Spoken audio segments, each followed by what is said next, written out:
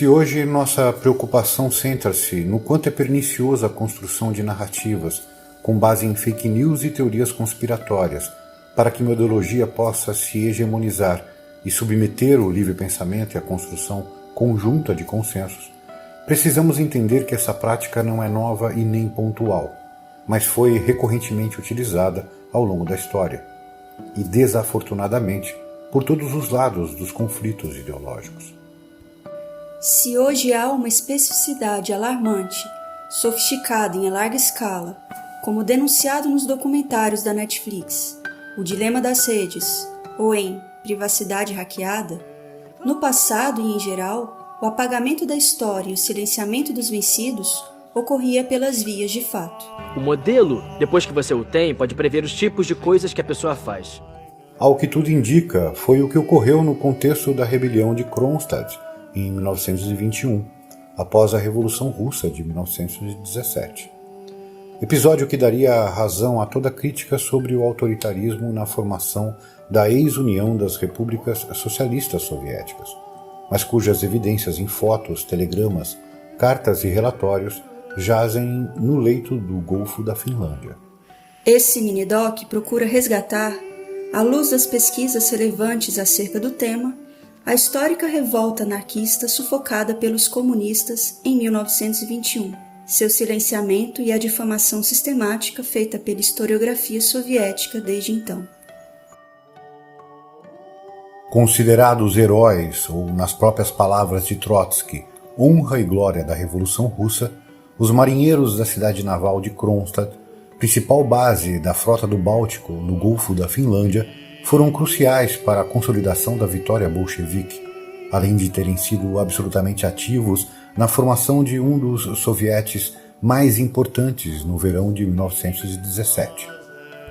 É preciso entender um aspecto importante comum nas ideias socialistas desde o século XIX. Toda proposta socialista era composta de dois elementos fundantes, o internacionalismo e a democracia radical. Ou seja, o socialismo consistia numa ideia de união de toda a classe trabalhadora explorada no mundo e, sobretudo, em seu empoderamento para tomar decisões acerca de suas próprias vidas. Todo o socialismo, e o anarquismo se insere nisso, tinha como base essas questões, e não poderia e nem deveria ser diferente na Revolução Russa. O problema é que, diferente dos países europeus, cujos estados estavam sendo modificados pela democracia liberal burguesa, a Rússia não havia rompido com seu passado autoritário e autocrático. Só em 1905, de forma muito incipiente, partidos e sindicatos começaram a ser admitidos. É nesse contexto que o senso comum colocava todos os partidos socialistas russos como a democracia, representando por excelência os ideais de liberdade de palavra, associação, manifestação, organização e participação ativa na condução das questões de interesse público. Desde a primeira Revolução de 1905, esse ideário pareceu se confirmar com a instituição dos sovietes, sejam urbanos, militares ou agrários, que foram constituídos democraticamente a partir da livre eleição dos representantes dos vários partidos socialistas que participaram da Revolução. Há de se pontuar que, em agosto-setembro de 1917, Vladimir Lenin, inspirado na experiência histórica da Comuna de Paris e pela formação dos sovietes e comitês revolucionários desde 1905, defendeu em seu texto O Estado e a Revolução a radicalização da democracia para a Revolução Russa e vislumbrou a própria destruição futura do Estado como consequência do próprio pensamento de Marx, o que se constituía, por excelência, no sonho de todos os anarquistas. Destruição do poder central, essa excrescência parasitária, amputação, demolição desse poder central tornado agora supérfluo. Eis em que termos Marx fala do Estado, julgando e analisando a experiência da comuna. Há cerca de 50 anos que tudo isso foi escrito, e agora é quase necessário proceder a escavações para redescobrir e apresentar à consciência das massas esse marxismo genuíno. As conclusões tiradas por Marx da última grande revolução de seu tempo foram esquecidas justamente no momento das grandes revoluções modernas do proletariado. Então, o que fez o Partido Bolchevique mudar de postura e reprimir violentamente as reivindicações do Svetcha, do Comitê Revolucionário Provisório de Marinheiros, Soldados e Trabalhadores da cidade de Kronstadt? E quais eram essas reivindicações? A resposta está na dupla dimensão da própria Revolução Russa de 1917. De um lado, uma legítima revolução social a partir de uma ampla aliança social e política que congregava as aspirações dos soldados e marinheiros com o fim da guerra, consagrava a terra aos camponeses que trabalhavam nela, dava controle operário da produção industrial e prometia autonomia aos povos não russos aliados.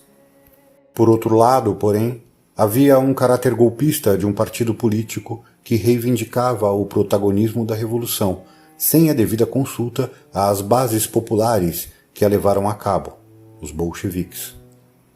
Os decretos revolucionários que visavam instituir as pautas reivindicadas pelos diversos atores da insurreição de outubro de 1917 têm como subproduto a dissidência à direita de outros atores da Grande Aliança, formada para a derrubada do czarismo russo, formando o chamado Movimento Branco.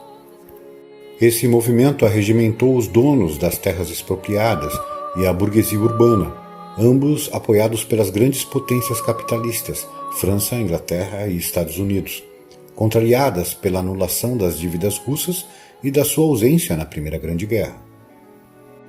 Ao perceber que essa oposição se projetava como possível força majoritária na Assembleia Constituinte de novembro, o Partido Bolchevique resolve dar um golpe de Estado e fechar a Assembleia, obrigando o Movimento Branco a retirar-se para a conspiração armada.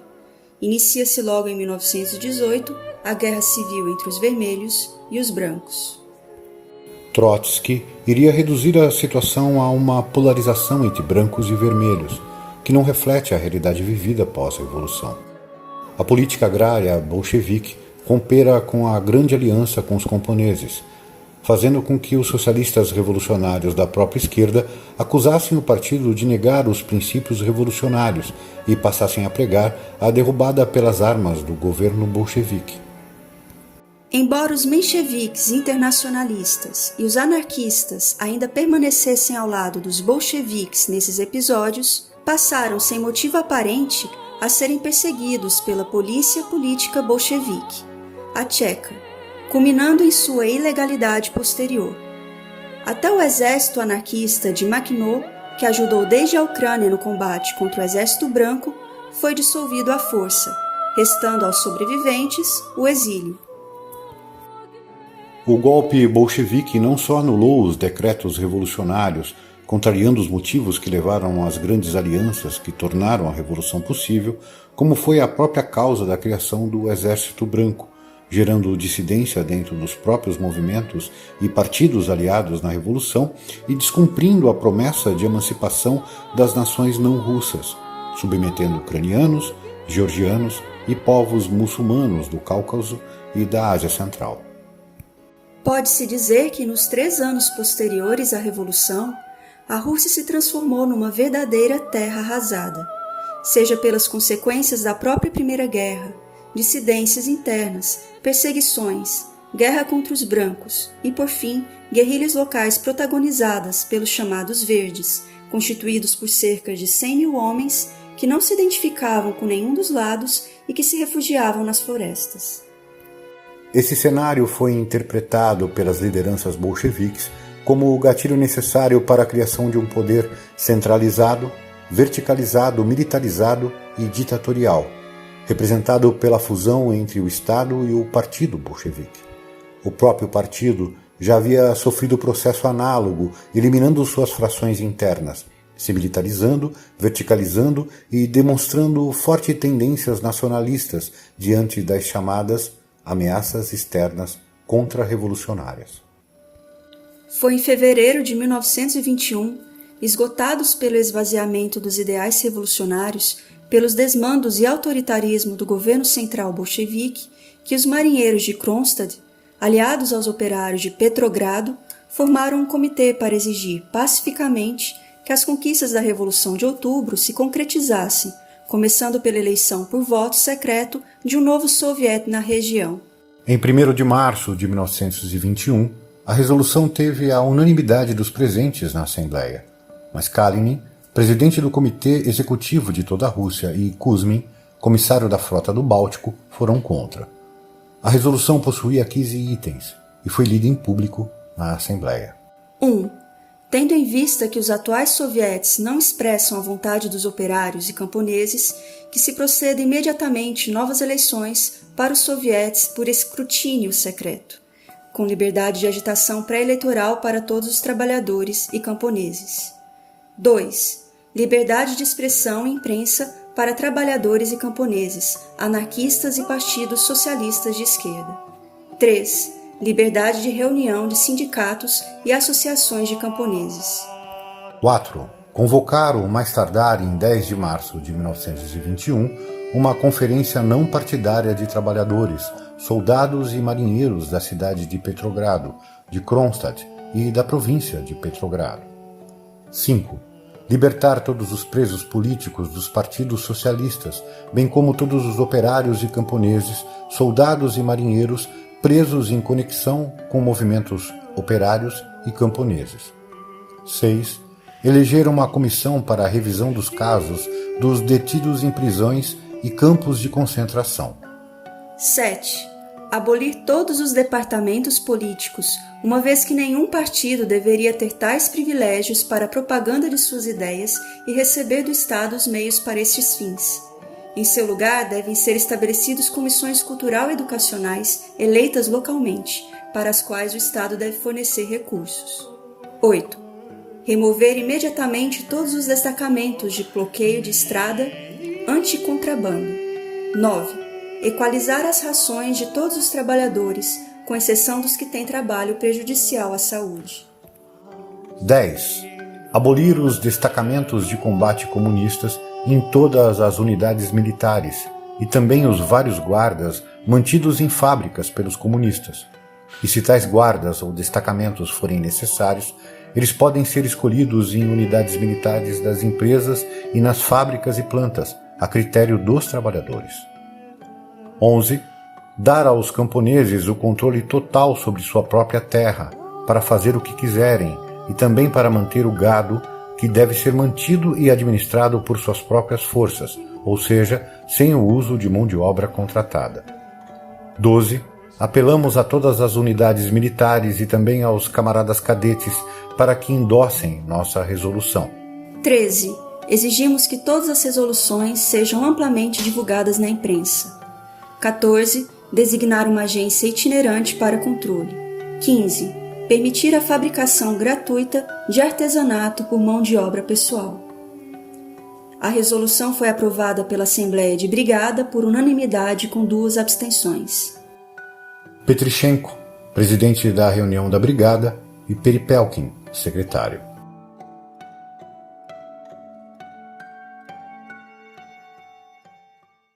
Fica claro que as reivindicações lidas e protagonizadas pelos marinheiros de Kronstadt não se referiam a uma demanda caprichosa e local, muito menos de pautas aliadas ao movimento branco, como foi alegado por Trotsky, mas insere-se em questionamentos mais amplos contra o poder monopolizado pelos bolcheviques, que estavam claramente em direção oposta aos objetivos revolucionários iniciais.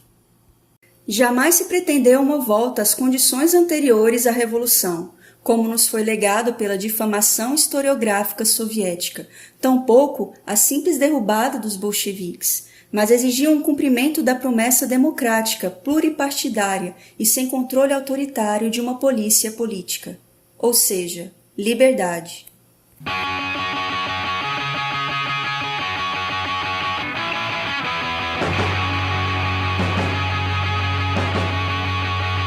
Principalmente aos anarquistas, essas questões eram cruciais. O chamado capitalismo de Estado, oferecido pela verticalização hierárquica e militarizada dos bolcheviques, só agravava e se mostrava semelhante à situação anterior à Revolução, quando a ideia era um salto para superar a suposta democracia burguesa que eles sequer chegariam a experimentar. 5 dias após a aprovação da resolução por parte da Assembleia Geral de Kronstadt, em 6 de março de 1921, sob ordens de Lenin, Trotsky emitiu uma declaração ordenando a rendição imediata e incondicional dos insurgentes, como condição para haver alguma clemência da República Soviética contra eles. Sem resposta, ordenou que o Exército Vermelho atacasse sem piedade os marinheiros de Kronstadt, mesmo havendo recusa por parte de alguns membros, segundo o relatório oficial. Isso obrigou o envolvimento da polícia política tcheca na retaguarda com a promessa de fuzilar os soldados que se recusassem a atacar aqueles que foram os verdadeiros heróis da Revolução de 1917. 18 mil mortos estimam-se até a vitória final bolchevique, no dia 17 de março de 1921. Mikhail Tukhachevsky, general designado por Trotsky para a missão, declarou posteriormente que em todos os anos de guerras e guerras civis que viveu, nunca havia testemunhado tamanha carnificina. Para além das mortes em batalha, centenas foram presos e fuzilados na pacificação que se seguiu. Esse massacre injustificável sinalizaria para a posteridade a ruptura do último vínculo entre o regime que se seguiria a partir daí e as reais aspirações libertárias do povo. O triunfo de um Estado totalitário e a ocupação russa de um inimigo interno que duraria até os anos 90 do século XX. Alexander Berkman, companheiro de Emma Goldman, ambos presentes na Rússia desde 1920 para reunir material para o Museu da Revolução em Petrogrado, revolta-se com toda essa situação e deixa a Rússia com as seguintes palavras escritas em seu diário. 17 de 3 de 1921. Kronstadt caiu hoje. Milhares de marinheiros e trabalhadores jazem mortos nas ruas. A execução sumária de prisioneiros e reféns continua. 30 de 3 de 1921. Uma a uma, as brasas da esperança morreram. Terror e despotismo esmagaram a vida nascida em outubro. A ditadura está pisoteando as massas.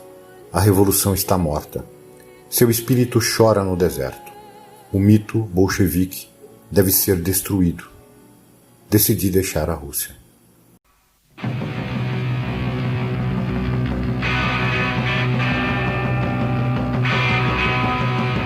Na data em que Kronstadt caía, o mundo constatava o que jamais havia antes imaginado, um socialismo autoritário. Até então, inspirados pelo ideário oitocentista, era consenso entre os intelectuais da Europa que não poderia haver socialismo sem democracia.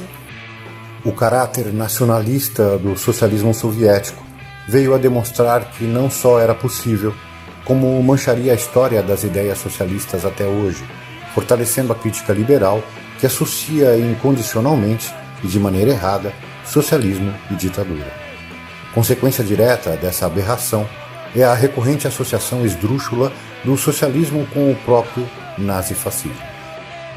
O mais irônico desse trágico episódio de Kronstadt é que Trotsky iria assumir boa parte da crítica dos marinheiros insurgentes para dirigi-la ao governo de Stalin, cujo desfecho conhecemos muito bem, culminando em seu assassinato.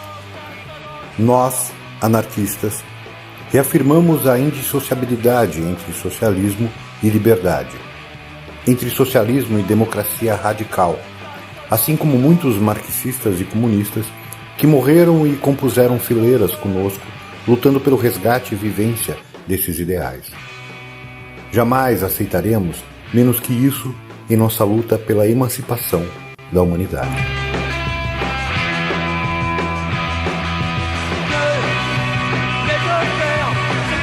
Obrigada por assistir a esse vídeo. Não esqueça de deixar o seu like e se inscrever no canal. Apoie nosso trabalho doando qualquer quantia em nosso Apoia-se. E não deixe de conferir os canais parceiros do Gambiarra pelos links nos comentários fixados do vídeo. Até a próxima!